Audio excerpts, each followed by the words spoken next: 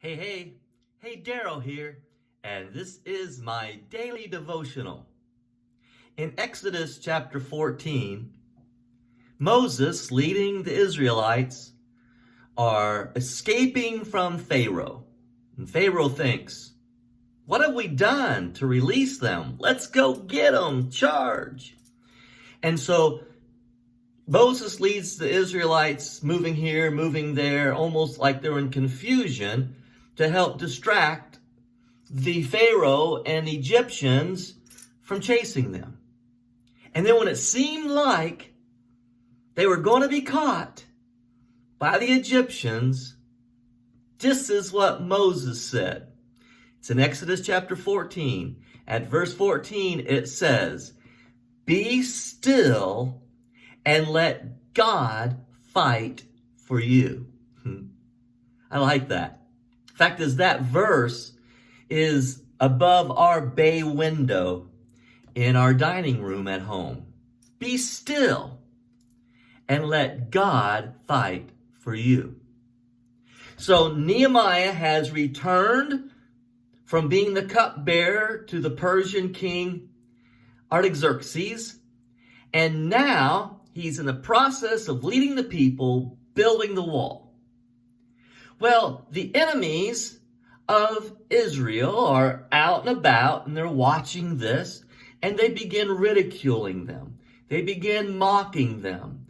They are making fun of them. In fact, at one point they said, what kind of wall are they building?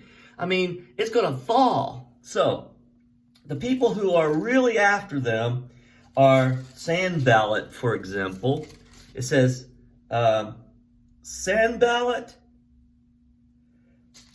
where am I here? Here we go. But when Sanballat the Horonite and Tobiah the Ammonite and the official Gesem and the Arab heard about it, they mocked and ridiculed. "What is this you are doing?" they asked. "Are you rebelling against the king?" Of course, the king of Persia had given them permission to rebuild this wall. So, chapter 4 of Nehemiah is where I'm picking it up. When Sanballat heard that we were rebuilding the wall, he became angry and was greatly incensed. He ridiculed the Jews, and in the presence of his associates and the army of Samaria, he said, "What are these feeble Jews doing? Will they restore their wall? Will they offer sacrifices? Will they finish in a day? Can they bring the stones back to life from those heaps of rubble, burned as they are?" Tobiah the Ammonite, who was at his side, said, "What they are building, even if a fox climbed on it, it would break down their wall of stone." So now they're hearing all this ridicule and mockery, and now Nehemiah has got to come up with a plan, encourage the people.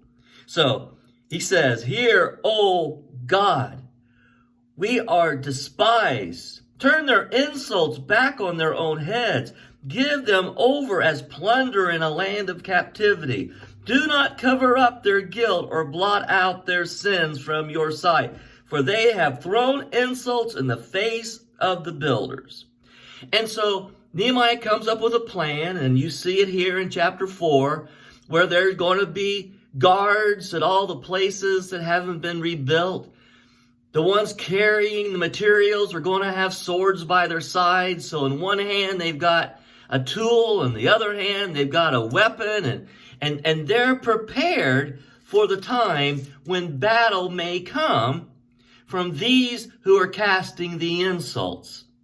So, at verse 19, "Then I said to the nobles," this is Nehemiah speaking, "the officials and the rest of the people, the work is extensive and spread out, and we are widely separated from each other along the wall. Whenever you hear the sound of the trumpet, join us there." This is what I want you to hear. "Our God will fight for us." Our God will fight for us. Folks, no matter what you're doing in the Lord's work, there are going to be enemies. No matter how strong your conviction may be on an issue, there are going to be those who stand against you and mock and ridicule. And our senses want to go into defense mechanisms and fight against them. Oh, but Nehemiah says, our God will fight for us.